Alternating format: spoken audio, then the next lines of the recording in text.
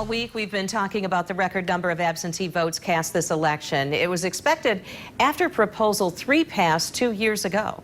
And in response, you've heard us talk a lot about Senate Bill 757, giving pre-processing time for large jurisdictions and other changes.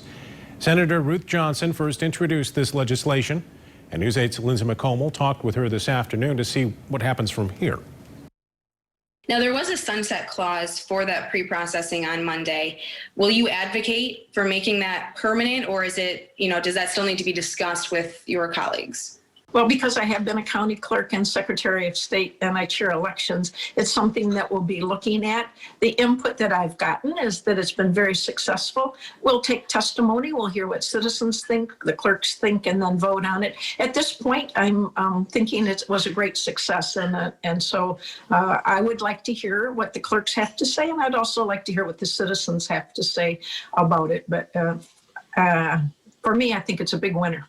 Okay. And, just obviously with the national conversation surrounding election integrity, you're a former Secretary of State for the state of Michigan. How do you respond to those who are calling into question the results or, the work being done by all of these clerks around our state?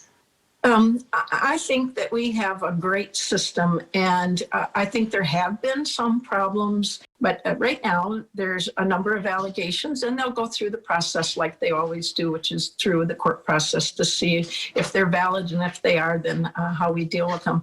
I think the vote tally difference is so substantial that even if we do find, which is never good, but even if we do find that there was some flaws or things not done right, it's a tall mountain to climb to change the outcome. And so do you have a specific message for voters? Obviously, you're very well trusted because of, all the work you've done for the state over the years. What do you want to say to people who really haven't turned off the news in 3 days now?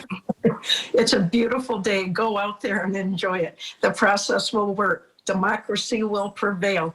We will, as always, have some people unhappy and other people happy, but in the end, that we will know exactly what happened and why, and that is part of democracy. The masses get to decide.